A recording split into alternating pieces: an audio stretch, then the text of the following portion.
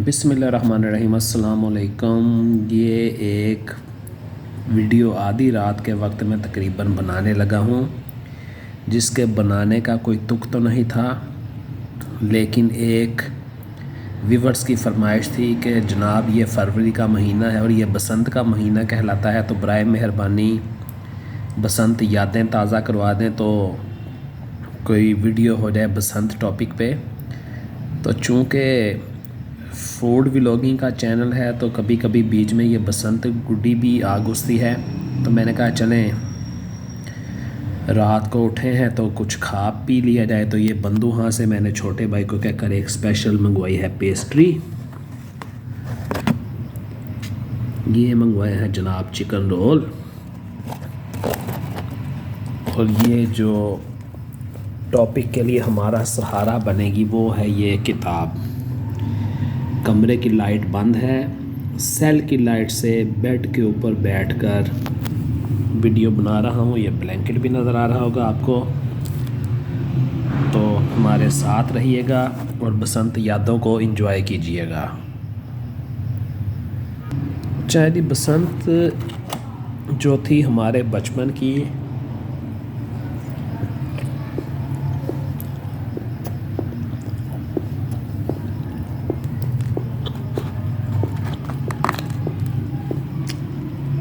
सस्ते ज़माने थे, गुड्डी डोर इंतहाई सस्ती थी, पतंग डोर का जुनून था। 4-4 आने 8-8 आने जमा करके, पैसे जमा करके बसंत के लिए पिन्ना ख़रीदा जाता था। पिन्नों का रिवाज था। चरही इंडिया में चलती थी, पाकिस्तान में इंडिया वाले रिवाज नहीं थे। यहाँ पर पतंगबाजी ख़ुसूसन लाहौर में टोटली मुख्तलिफ थी। सर्दियाँ आते ही रातों की नींदें उड़ जाती थी, सारी सारी रात गुड्डी डोर के ख्वाब आते रहते थे। हर वक्त गुड्डी डोर के ख्वाब आते रहते थे। जेपी का एक धागा आता था, पंखा ब्रांड,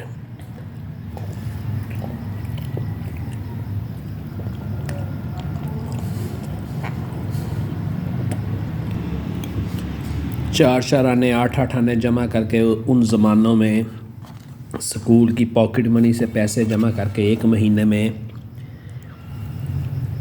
एक पिन्ने के बमुश्किल पैसे इकट्ठे होते थे।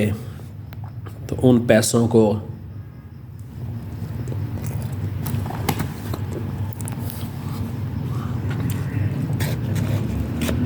गुड्डी डोर पे लगा दिया जाता था। रात को उठ कर पागलों की तरह बार बार थैले में से पिन्ना निकालना, पिन्ने माँ बाप से भी डांट पड़नी, तंज होना कि दिमाग चल गया, पागल हो चुके हो।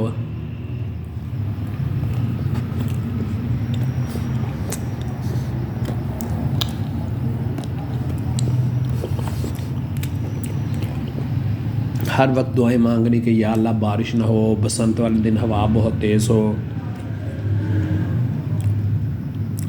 स्कूल से छुट्टी के लिए कौन सा बहाना मुनासिब रहेगा, वगैरह वगैरह।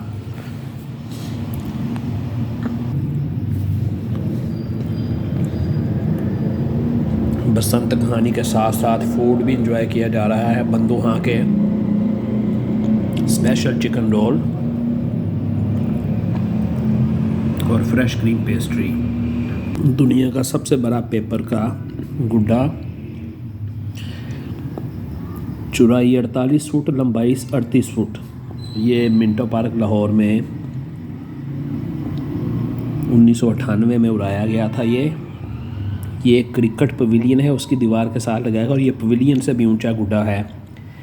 इससे बड़ा गुड्डा दुनिया में और कहीं नहीं बनाया गया। पेपर काइट, ये हमसाया मुल्क में एक चैनल का दावा है कि वर्ल्ड्स लार्जेस्ट पेपर काइट, लेकिन वो बिल्कुल भी नहीं है। ये गुड्डा था और ये मैंने अपनी आंखों से बनते हुए देखा था, जबकि मेरी एज उस वक्त 16 से 17 साल थी। ये इसके ऊपर जो गुड्डे बने हुए आपको नजर आ रहे हैं, ये 6-6 तावे, 4-4 तावे गुड्डे ऊपर लगे हुए हैं। आप इससे इमेजिन कर लें। तो वो जनाब पिन्ने को बार बार खोल के देखना, कभी पीढ़ियाँ खोलनी, कभी उसको लपेटना। अजीब ही खपत होता था उन ज़मानों का। तरह तरह के खाने बसंत के लिए तैयार किए जाते थे। कीमे वाली रोटियां, आलू वाली रोटियां, गजरेला, किन्नो, मौसमियाँ। क्योंकि ये फरवरी के पहले हफ्ते में बसंत आती थी तो कांजी भी आ जाती थी। धूप में बैठकर कांजी और पीठियाँ वाले लड्डू खाए जाते थे।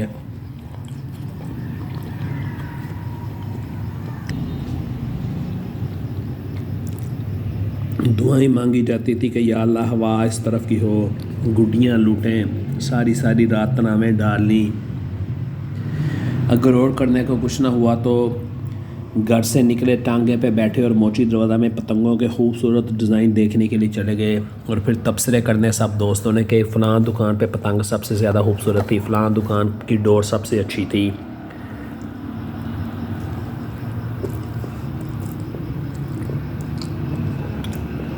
दूर से लाउड स्पीकर पर गानों की आवाज़ें आया करती थी और मैडम नूर जहाँ का गाना बहुत ज़्यादा चलता था उन वक्तों में, उड़ाई जा उड़ाई जा उड़ाई जा गुड्डी वांगू अज मैंने सजना, सुन वे बलोरी अखबारिया।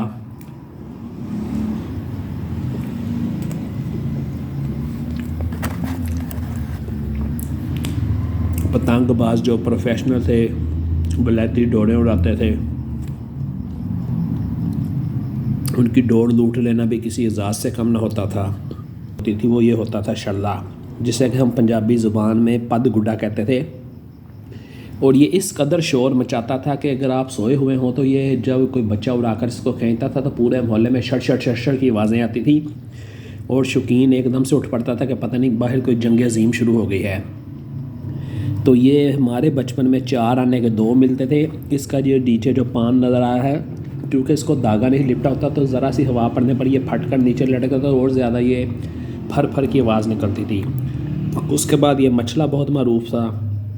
कुप के पीछे हम कहते थे, कुप तो ऐसे होता था जैसे ठुमके लगाता है, बड़े कारीगर लोग इसका इस्तेमाल जानते थे।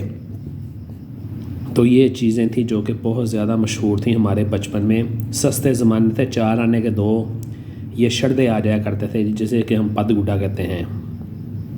ये पतंगबाजी 200 साल पहले जब शुरू हुई थी तो ये लाहौर में जिन्होंने मनारे पाकिस्तान में पतंगबाजी की बुनियाद डाली थी, जिन उस्तादों ने, ये उनकी दफ़ों के नाम हैं, ये देख सकते हैं आप सारे। ये दफ़ नंबर 2 है।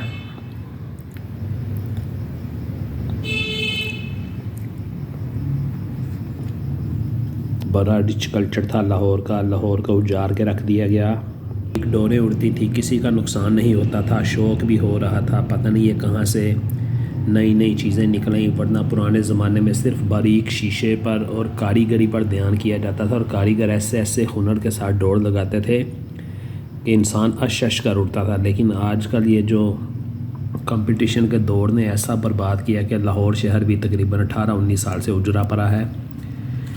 ये सारा डोरों के ये पुराने उस्तादों की तस्वीरें, इनकी पतंग के जो पुराने लोग हैं वही जानते होंगे कि इसकी पतंग हासिल कर लेना ये बहुत बड़ा एजाज़ होता था। ये सारे डिटेल इसमें लिखी है, डोरों के नंबर लिखे हैं और जो कुछ होता था सारा। ये भी 100 साल पुराने उस्ताद हैं एक। तो इस तरह से ये पतंगबाजी के ये बेनिफिट्स लिखे गए हैं, सेहत और पतंग, हर चीज़ इसमें आगू का मतलब लिखा गया है, पतंगबाजी के असूल लिखे गए हैं। तो बड़ा मज़ा आता था, बहुत शानदार किस्म का माहौल होता था, एक्सरसाइज होती थी, छोटे बड़े शरीक होते थे उसमें।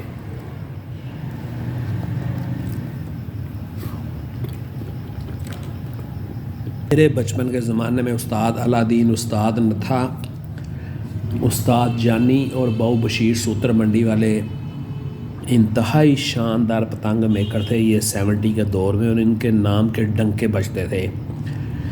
उससे पहले भी बड़े बड़े फ़नकार लोग थे, उसके बाद भी बड़े बड़े अच्छे काइट मेकर आए। लेकिन मैं आपको अपने बचपन की टीन एज के ज़माने की ये यादें शेयर कर रहा हूँ आप लोगों के साथ। जब कभी ये दिल उदास होता है तो फिर ये किताब ही सहारा बनती है और फिर इसको पढ़कर दिल की भड़ास निकालता हूँ। तो ये मैंने अपने व्यूवर के लिए स्पेशल वीडियो बनाई है आधी रात को कि चलें वो भाई की फरमाइश पूरी हो जाए और हमारी यादें ताज़ा हो जाएं। फरवरी का महीना भी गुजरने को आ गया, 15 तारीख आज होने वाली है। तो ये देखें जी, ये बस ये यादें और ये बातें हैं शहर लाहौर की। अब क्या कह सकते हैं जी, कैसे कैसे ये फ़नकार उस्ताद हैं। देखिए रंग बिरंगे पिन्ने छतों पर धूप पे रखे जाते थे सुखाने के लिए, तो दिल इतना खुश होता था कि बस क्या बताया जाए, दिल अफसरदा हो जाता है। तो ये थी हमारे लाहौर की बसंत, जो कि दुनिया की सबसे मुनफरिद और सबसे बेहतरीन बसंत थी, लेकिन अब सिर्फ किस्से कहानियों में रह गई है। तो इसके साथ ही दुखी दिल के साथ मैं आपसे इजाज़त चाहता हूँ। इसको लाइक करें, शेयर करें, इस चैनल को सब्सक्राइब करें। भाई को दुआ में याद रखें। किसी और एपिसोड में मुलाकात होती है, तब तक के लिए अल्लाह हाफिज़।